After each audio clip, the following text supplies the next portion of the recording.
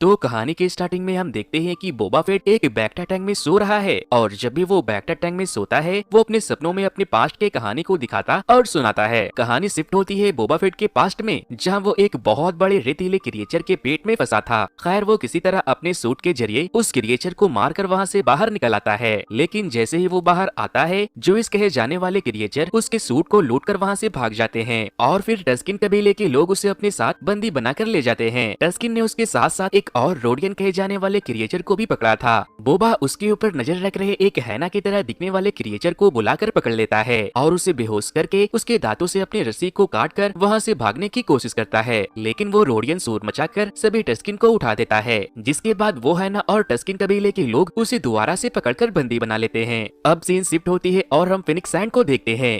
वो बोबा को बैक्टा टैंक से उठाकर बताती है मोस इस्पा के सारे कबीलों के सरदार अपने नए डैमियों के लिए तोहफा लेकर आए हैं। वहाँ बहुत से कबीले वाले बोबा को नजराना देकर उसका स्वागत करते हैं। फिर मोस इस्पा के मेयर मोक सैच का खास आदमी मेजर डोमो वहाँ आता है। बोबा जब पूछता है कि मेयर खुद क्यों नहीं आए तो वो कहता है कि वो थोड़ा बिजी थे, इसीलिए उनकी तरफ से मैं आपका इस्तकबाल करने आया हूँ। वो अपने साथ कोई भी तोहफा नहीं लाया था और उल्टा बदले में वो बोबा से तोहफे की मांग कर देता है, जिस पर बोबा कहता है कि मैं तुम्हें नजराने के तौर पर तुम्हारी जान को बख्शता हूँ। फिर बोबा को लॉर्ड फेट नाम के एक कबीले वाले 2 गमोरियंस गिफ्ट करते हैं, जिन्होंने उनके पुराने मालिक को मारकर उसे बंदी बना लिया था। वो कहते हैं कि इस पर इतना जुल्म करो कि आपके दुश्मन आपके खिलाफ बगावत करने से पहले इनके बारे में सोचे। बोबा कहता है मैं जुल्म नहीं करता और फिर वो उन गमोरियन से पूछता है कि क्या अगर मैं तुम्हें बख्श दूं तो क्या तुम अपने पिछले मालिक की तरह वफादारी निभाओगे, जिसके बाद से वो दोनों बोबा फेट के पर्सनल बॉडीगार्ड बन जाते हैं। फिर वो सारे लोग मिलकर शहर का मुआयना करते हुए सैंक्चुरी में जाते हैं, जहाँ उन्हें गार्सा की तलाश थी। तभी गार्सा के 2 लोग वहाँ आते हैं और कहते हैं कि जब तक मैडम गार्सा यहाँ आती है मैं आपके हेलमेट को चमका देता हूँ। तभी गार्सा भी वहाँ आ जाती है। बोबा उससे खुद को इंट्रोड्यूस करता है। वो कहता है कि बिग फोर्टूना की कुर्सी पर और अब जब तुम्हारे सर पर मेरा हाथ है तो मैं तुम्हें बता दूं कि तुम्हें कारोबार करने में कोई दिक्कत आने नहीं दूंगा। वो उसे नजराने के तौर पर बोबा और फिनिक दोनों के हेलमेट में बहुत सारे सोने के सिक्के को देता है। बोबा और फिनिक जब वहाँ से निकलते हैं तो कुछ एसेसिन उनके ऊपर हमला कर देते हैं। उनके हाथों से सिक्कों से भरा हेलमेट गिर जाता है। वो लोग फिनिक और बोबा को घेर कर उनके ऊपर हमला कर देते हैं और इधर कुछ जिवीस वहाँ आकर उनके सिक्कों को चुराने लगते हैं। वो लोग बोबा और फिनिक को इंजर्ड कर रहे थे और तभी दोनों गमोरियंस वहाँ आकर उनके ऊपर हमला कर देते हैं। वो चारों मिलकर सारे एसेसिन को मार देते हैं, लेकिन उनमें से 2 बचकर भाग जाता है तो फिनिक उसका पीछा करती है और एक को मारकर दूसरे को बंदी बना लेती है। इधर दूसरी तरफ हम देखते हैं कि दोनों गमोरियंस बोबा को ले जाकर उसके बैक्टा टैंक में सुला देता है, क्योंकि बोबा जब भी घायल होता था तो उसे ठीक होने के लिए उस बैक्टा टैंक में सोना पड़ता था और उसमें सोते ही बोबा एक बार फिर अपने सपनों के साथ फिर से पहुंच जाता है अपने पास्ट में, जहां एक टस्किन उसके हाथों में रस्सियों को बांधकर उसे कहीं ले जा रहा था। रास्ते में वो लोग कुछ स्पीड बैकर को देखते हैं जो कुछ टस्किन को मारकर उनके पानी पर कब्जा कर लेते हैं। फिर वो टस्किन बोबा और रोडियन से रेत में काले तरबूज को ढूंढने के लिए बोलते हैं, जिसके अंदर का रस रागिस्तान में उनकी प्यास बुझाने के काम आता था, लेकिन वो टस्किन बोबा को उसका जूस पीने नहीं देता। वो लोग जब खुदाई कर रहे थे तभी रेत के अंदर से एक मॉन्स्टर निकलकर उन लोगों के ऊपर हमला कर देता है और रोडियन मारा जाता है। वो टस्किन उसके पैरों में एक भाले को मारकर इंजर्ड कर देता है, जिसके बाद जब वो उसे मारने के लिए आगे बढ़ता है तो पीछे से बोबा उसके गले को दबाकर मार देता है।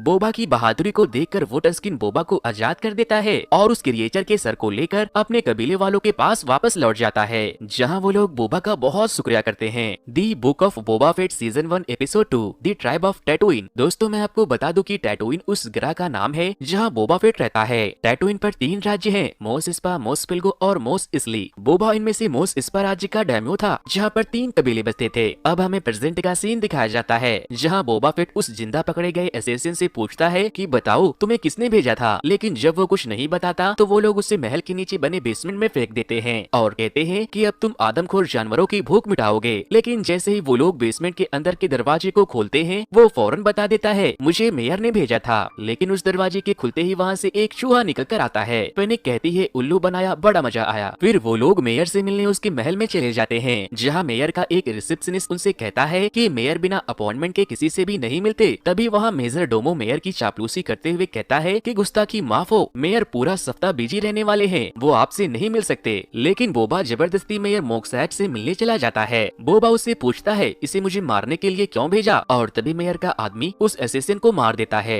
मेयर कहता है कि ये नाइट विंड के औहदे वाला एसेसियन है जो सिर्फ हट गैंग के लिए काम करते हैं, इसे पकड़वाने के लिए मैं तुम्हें इनाम देता हूँ। बोबा वहाँ से जाते जाते उसे धमकी देता है और कहता है ये मत भूलना कि तुम टैटूइन के डैमियो के इशारे पर नाचने वाले एक कठपुतली हो। जिस पर मेयर कहता है कि अगर मैं कठपुतली हूँ तो मैं तुम पर हमला कैसे कर सकता हूँ, गार्सा के सैंक्चुरी में जाओ, वहाँ तुम्हें मेरी सारी बात समझ आ जाएगी। फिर जब वो लोग गार्सा के सैंक्चुरी में जाते हैं तो बोबा गार्सा से पूछता है कि यहाँ मेरे खिलाफ चल क्या रहा है, और तभी वहाँ नलहाटा गिरोह से दो जुड़वा भाई बहन वहाँ आते हैं जो कि जावा नाम के कबीले के वारिस थे, जिसे मारकर बोबा डैमियो बना था। जुड़वा कहते हैं कि तुम जिस जगह पर खड़े हो वो हमारा इलाका है। बोबा कहता है ये मोस एस्पा है और मैं यहाँ का डैमियो हूँ। वो उसे वापस जाने को कहता है, लेकिन हर्ट्स मानने को तैयार नहीं थे। जिस पर बोबा कहता है कि अगर तुम्हें ये जगह जीतनी है तो पहले मुझे मारना होगा। वो हर्ट्स कहते हैं कि व्यापार में अगर खून खराबा ना ही हो तो अच्छा है, और वो पीछे हट जाते हैं। उनके जाने के बाद फेनिक कहती है कि मुझे नहीं लगता कि मामला अभी सुलझा है। फिर हमें एक बार फिर से बोबा को उसके बैक्टा टैंक में दिखाया जाता है और उसके सपनों के साथ ये कहानी फिर से शिफ्ट हो जाती है उसके पास्ट में, जहाँ टस्किन उसे लाठी चलाना सिखा रहे थे। और तभी एक हाई स्पीड ट्रेन उनके पास से गुजरते वक्त उन लोगों के ऊपर गोलियां चलाना शुरू कर देते हैं, जिसमें बहुत से टस्किन और उनके सवारी बांथा मारे जाते हैं। फिर रात होने के बाद बोबा और सारे टस्किन मिलकर अपने मारे गए लोगों का अंतिम संस्कार करते हैं। जिसके बाद बोबा कुछ स्पीड ब्रेकर को देखता है और एक बंदूक और लाठी लेकर उन स्पीड ब्रेकर के अड्डे पर जाता है, जहां वो कुछ लोगों को परेशान कर रहे थे।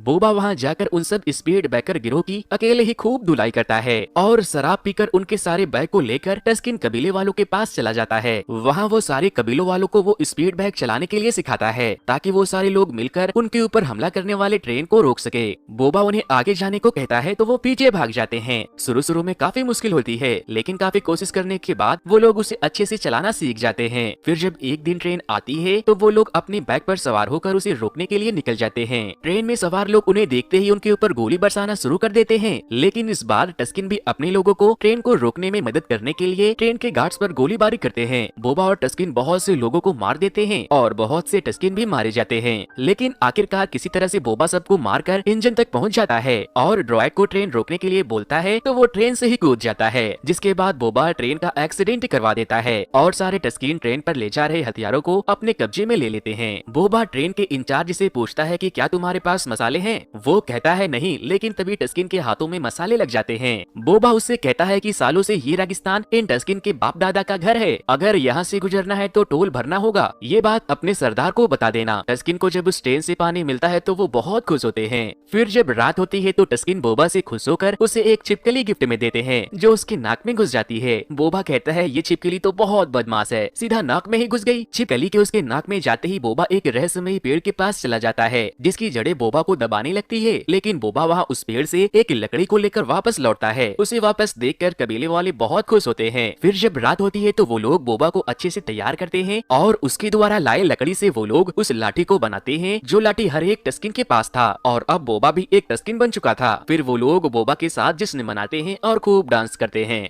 The book of Boba Fett season 1 episode 3 the street of मोस स्पा। अब सीन शिफ्ट होती है प्रेजेंट में, जहां बोबा का एक ड्रॉइड उसे सारे कबीलों वालों के बारे में बता रहा था। तभी वहां लोर्थापिल नाम का एक पानी का व्यापारी आता है। वो कहता है हुजूर आपकी कोई इज्जत ही नहीं है, लॉर्ड फॉर्टूना के मरने के बाद गुंडागर्दी बढ़ गई है, कुछ सड़क छाप लोग मेरे पानी को चुरा रहे हैं और ऐसा पिछले किसी भी डैमियों के होते हुए नहीं हुआ। जिसके बाद बोबा उन लुटेरों से मिलने जाता है कि तुम्हें यहाँ पानी कहाँ से मिला, तो वो लोग बोबा से कहते हैं हम बेरोजगार हैं, इसीलिए ऐसा करना पड़ता है। उनके बातों के सुनने के बाद वो कहता है कि ठीक है, फिर अब से तुम मेरे लिए काम करोगे। लेकिन तभी वो पानी का व्यापारी वहाँ आकर कहता है कि नहीं, तुम इन चोरों को सजा देने की बजाय काम पर नहीं रख सकते। जिसके बाद बोबा उसे उसके पानी की कीमत चुकाता है और पानी के दाम को कम करने का आदेश देता है और वो सारे लुटेरे बोबा के साथ चले जाते हैं। अब सीन शिफ्ट होती है एक बार फिर से बोबा की बैक्टा टैंक के साथ उसके सपनों से उसके पास्ट में, जहाँ वो टस्किन के रेगिस्तान से एक बांथा को लेकर मोसा इसली में पैक से मिलने जाता है। बोबा कहता है कि मैं यहाँ टस्किन के रेगिस्तान से से तुम्हारे मसाले सही सलामत लाने ले जा देने के लिए टैक्स लेने आया हूँ।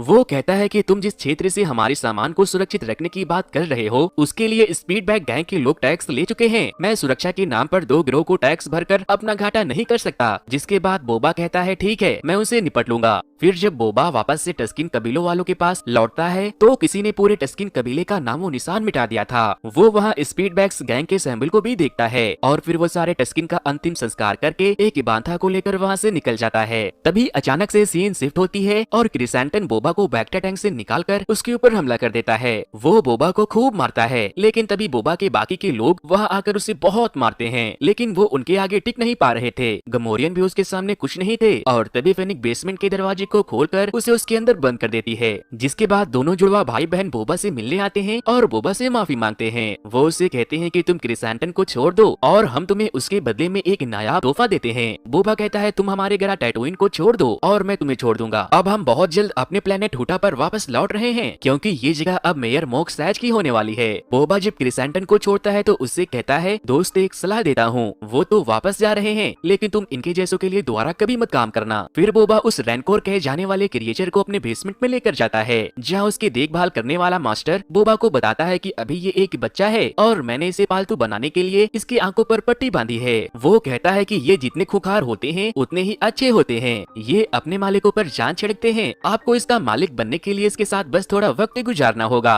बोबा बहुत जल्द उस क्रिएचर से घुल मिल जाता है और वो क्रिएचर उसे बहुत जल्दी पसंद भी करने लगता है। मोक्सैच से मिलने जाते हैं और अगेन मेजर डोमो उनसे कहते हैं कि मेयर बहुत मसरूफ है, आने वाले 20 दिनों तक उन्हें सांस लेने की फुर्सत नहीं है। फेनिक उसे डराने की कोशिश करती है तो वो अंदर जाकर दरवाजे को बंद कर लेता है। जब फेनिक दरवाजे को तोड़कर अंदर जाती है तो वो वहाँ से भाग चुका था। जिसके बाद रैस और स्केट अपने बाकी के लोगों के साथ उसका पीछा करते हैं। मेजर बहुत साड़ा बनने की कोशिश करता है और वो रैस और स्केट को चकमा देता है, लेकिन रैस किसी तरह से उसके कार का एक्सीडेंट करवाकर उसे पकड़ लेती है। बोबा उससे पूछता है कि मेयर कहाँ है तो वो बताता है कि वो भाग गए हैं और वो जाकर पैक से मिल गए। थोड़ी देर के बाद स्केट बोबा को खबर भेजता है कि स्टार लाइनर में बैठकर बहुत से पैक्स हमारी ग्रह पर आए हैं। जिसके बाद बोबा समझ जाता है कि पैक्स उसके खिलाफ जंग की तैयारी कर रहे हैं और मोस स्पा का मेयर मोक सैज उससे मिल गया है। The book of Boba Fett season 1 episode 4 the gathering storm. अब हमें फिर से बोबा को उसके बैक्टा टैंक में सोए हुए दिखाया जाता है और उसके सपनों के साथ फिर से सीन शिफ्ट होती है उसके पास्ट में, जहां टस्किन के मरने के बाद वो एक बांथा के ऊपर बैठकर वहां से उस जगह पर चला जाता है जहां उसके डैम्यो बनने से पहले पिछले डैम्यो ने उसके सिर को रखा था। बोबा गार्ड्स के कम होने के बाद उसके अंदर जाने का प्लान बनाता है, लेकिन रात को जब वो और बांथा खाना खा रहे थे तभी बोबा एक चमकीली रोशनी को देखता है। बोबा उसके पीछे चला जाता है और जब वो वहाँ पहुँचता है तो वो पहली बार फेनिक को देखता है। वो वहाँ घायल पड़ी थी। बोबा उसे अपने बांथा पर बैठाकर मोस इसला शहर में लेकर जाता है और एक मैकेनिक को उसे ठीक करने को कहता है। पहले तो वो मना कर रहा था, लेकिन जब बोबा उसे पैसे देता है तो वो तुरंत उसका इलाज शुरू करता है।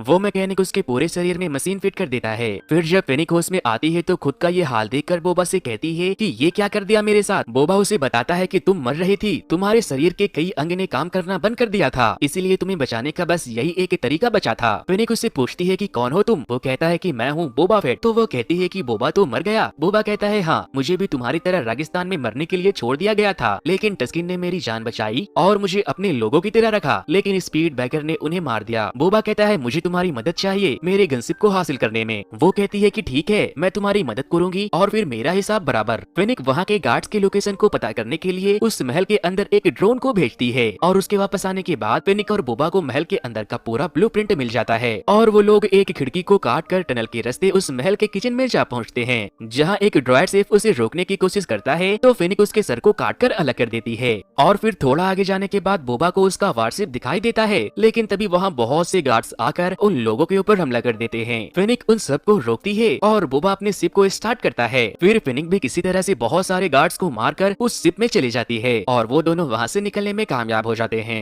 बोबा कहता है मैंने तुम्हारी जान बचाई और तुमने मेरी शिप लेने में मेरी मदद की, हिसाब चुकता हुआ, बोलो तुम्हें कहाँ उतारूं। वो कहती है अब मैं तुम्हारे साथ ही आऊंगी। और फिर बोबा अपने शिप से स्पीड बैकर ग्रोह को ढूंढता है और उन पर गोलियां बरसाकर उन सबको मार देता है, क्योंकि उसने उसके दोस्त टस्किन को जो मार दिया था। बोबा फेनिक्स से कहता है कि अमीरों की नासमझी की कीमत हम अपनी जान से क्यों चुकाए, हमें अपना सोचना चाहिए। वो कहता है मुझे माफिया चलाने के लिए अकल और ताकत दोनों चाहिए, अगर मैं डैमियो बन गया तो तुम्हें बराबर का हिस्सेदार बनाऊंगा। और फिर वो दोनों मिलकर पुराने डैमियो को मारकर उसकी कुर्सी को अपने कब्जे में ले लेते हैं। अब सीन शिफ्ट होती है बोबा के बैक्टा टैंक के साथ प्रेजेंट में। बोबा कहता कहता है कि हमें मेयर को ढूंढना होगा, जंग किसी भी वक्त शुरू हो सकती है। बोबा सैंक्चुरी जाता है जहाँ क्रिसेंटन कुछ ट्रेंडेजियन को बेवजह ही मारकर अपना गुस्सा निकाल रहा था। बोबा उससे कहता है सुनो दोस्त, कोई ढंग का काम करना चाहोगे, और वो उसे भी अपने साथ काम करने के लिए तैयार कर लेता है। फिर हम देखते हैं कि फिनिक और बोबा मिलकर मोस इस्पा के बहुत से कबीले वालों को मीटिंग के लिए बुलाते हैं और कहते हैं कि पैक्स गिरोह मोस इस्पा में अपने आदमी को धीरे धीरे फैला रहा है और मसाले के कारोबार के नाम पर वो हमारे ग्रह पर कब्जा जमाना चाहता है।